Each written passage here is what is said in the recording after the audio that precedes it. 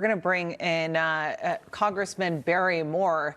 Of course, if our viewers recall the saying that you can indict a ham sandwich, Congressman Barry Moore quite literally took that literally, giving away many ham sandwiches, putting them in Ziploc bags that all read "indict this" to protest Trump's indictment. Congressman Moore joins me now. Congressman Moore, we're joined here by our constitutional law attorney, Amir Benno, on the set. And certainly we're analyzing a lot of the legal aspects of this.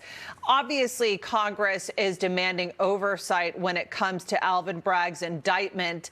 Bragg is essentially saying his counsel's office has responded to Congress saying this is not your jurisdiction. This is not a federal oversight matter. How are you viewing all of these developments?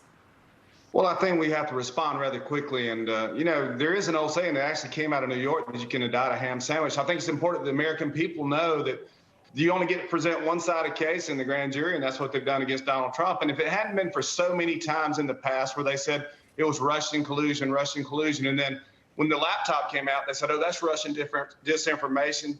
And then they tried to impeach him twice. They spied on his campaign. I think the American people are getting fed up with that, and I think they need to understand that this is politically motivated. I was as well politically attacked, and I was indicted when I was running for Congress, or at least for the state legislature, and it rallied the people behind me. I had more volunteers that following week, and I hope our nation sees this for what it is, another attack on the man we think may or may not be the Republican nominee, but we certainly don't need our political opponents picking our nominees. And so this is to rally the people behind him, say, hey, let's get out and support Donald Trump. I'm hoping they'll do for him what they did for me and encourage his family to stay in the fight. He's going to win the race, and he's going to win the case, and that's the way I see it. Congressman, what do you think the effect of this indictment is going to have on the other cases pending against President Trump? We've got the Georgia investigation. That's a state investigation. And then we have the Department of Justice, which has the one having to do with the Mar-a-Lago documents, the January 6th investigation.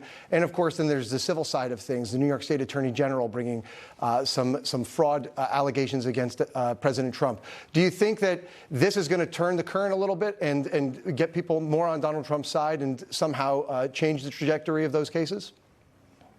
Yeah, absolutely. I think this case is as weak as Joe Biden's border. I mean, we know it's got more holes in it. We've seen the history of the case, and this is politically motivated. When you got an attorney general and a DA, this DA in this case, that says, hey, if you will elect me, then I will arrest Donald Trump, and then he's fulfilling a campaign promise, it's nothing more than politically motivated. So we as the American people, I think it rallies the American people behind Donald Trump.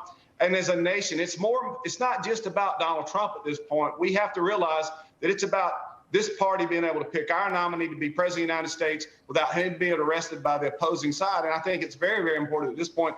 We get in this fight, we engage, and our response as Republicans on the Hill in judiciary and oversight needs to be rapid, and it needs to be formidable. We need to get the Attorney General in front of us, because remember, just south of here in Virginia, we have a Republican Attorney General. There are a lot of people who work on the Hill who live in that state there that could very well be prosecuted for whatever purposes. And so you're allowing local law enforcement to go after federal candidates. It begins to muddy the water. And that's a concern for all of us who are sitting out here looking at this case. Congressman, the former president said that this was election interference. Is it?